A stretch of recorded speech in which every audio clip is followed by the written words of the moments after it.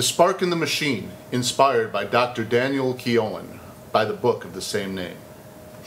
Why does the Western mind not understand acupuncture, besides audacious bigotry, the insistence that its mechanical model is superior to orgone, prana, or chi? And so rather than contemplate the fractals of the infinite holographic reality, they reduce it down to their reductionist models to endorphins or gate theory. Yes, to flood the blood with endogenous morphines like a marathon runner's high might indeed reduce pain like a taste of the poppy, but that's rather elementary, guy. For we all know that nausea is a side effect of heroin, but it's a symptom that acupuncture treats instantaneously if the cause is mild distension, CB12 and Zusan Li. You see, the Taoist is all about results, not theory. Move as one with the Tao as Tai Chi. But the Western scientist dissecting the atom misses the forest and the trees. Reducing the miracle of a citrus fruit to a cubit of vitamin C, endlessly dividing the cells and the genes, denying universal harmony. Their symbol, the caduceus of Mercury, god of geometric astrology, and magic and music and the healing arts, inspiration and telepathy, that they've cast on the dung heap for their egos and profits, their dissonance and their greed, and declare it delusion if it can't be measured by machines that go beep, beep, beep. Is love but a flood of serotonin? Is fear but adrenal release? Is music the product of the intellect or the spirit, a muse unperceived? Has your sterile lab coat made you mechanical, man, devoid of all mystery? Have your vain equations blinded you to the beauty of the ever-present golden mean? Step back for a moment to the wonders unveiled, read the spark in the machine, and dig the fact that connective tissue is a field of electricity. Every organ depended on the health of the others, like an exemplary basketball team, or a great rock and roll band, or celestial choir, or platonic democracy. From the yin and the yang of the sperm and the egg does the Tao weave the 10 trillion things. From a blueprint of our DNA, one whole differentiated being. Where the specialist focuses on the fingers or heart or the embryonic state, the grand architect sees that all is one, all its functions must interrelate. The heart won't invade the liver for blood, and the stomach should not conquer the spleen. All resources must be shared in balanced proportion if it's health that you want to bring.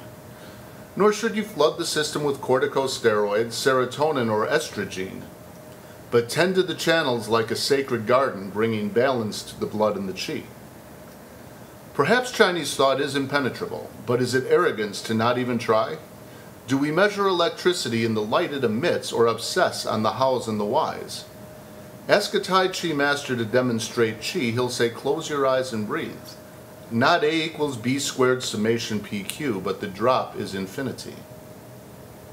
Like the seed on a sunflower or a spiral galaxy expand proportionately, that their greatest number fit in the most efficient of spaces in their sacred geometry. Like the DNA strand forms proportions of beauty known as the sequence of Fibonacci, whose name was Leonardo da Pisa so that Leonardo da Vinci could lay it out for all to see. In the Mona Lisa or Vitruvian Man, like in Plato's Democracy, does the body politic weave its warp and its woof while the weaver is nowhere to be seen? A tangent, indulge me. What is wrong with the world when we look through the architect's eyes? Well, it's expanding erratically with no central planning or cooperative holistic design. What if the heart were to issue vain edicts and wall itself off from consequence? Or if the intestine said, we're taking over, and spewed their filth upon all the rest?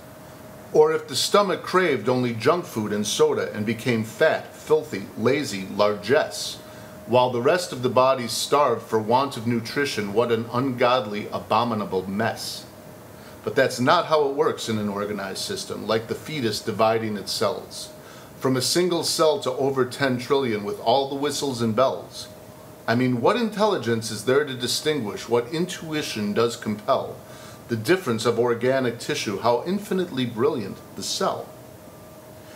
And we grow according to the golden mean, from the toes to the hips to the breasts, to the lovely proportion, come hither eyes, and baby you can guess the rest. And we don't need no doctors, no drugs, and no knives, just a womb that seems heaven sent, to gestate, incubate, and crystallize what great wisdom takes care of the rest, and organizes communications at articulations like the crossroads, head office, or junctions.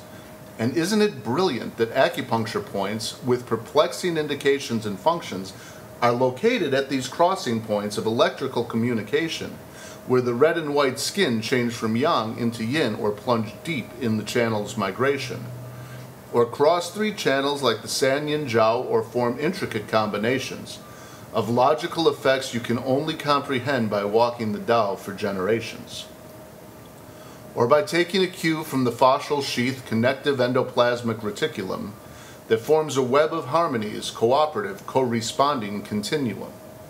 And understand too that the spark of life, be it Frankenstein or Dolly the sheep, is electrical charge to the single cell to raise the golem from paradoxical sleep. And because you can't measure on your fancy machine that prints bills and goes beep, beep, beep, might just indicate that the true reality is more subtle, celestial, and deep. So before you parade your intellectual hubris, spouting there's no such thing as chi, and GMOs are as safe as nature, let's put pesticide in every seed. And herbs cannot heal, we must cut and burn and keep the bills rolling in for life. It costs trillions of dollars to never cure cancer, have some more pharmaceutical pie. Perhaps take a step back and ask, what hidden wisdom might I glean from seeing the whole interconnected highway of Wi-Fi signal and, science forbid, a universal soul? And what if we just walked in harmony with the Pakua or the Tao, and stopped looking for beauty by dissecting the rose and just learn to be here now? And then maybe realize we are awesomely made, and that sages through the ages were not ignorant savages without a lab coat, and take heed of their 4,000-year-old pages. And start from the perspective of, this shit really works. What I don't understand is on me. Can we blend ancient wisdom with reductionist science? Read the spark inside the machine.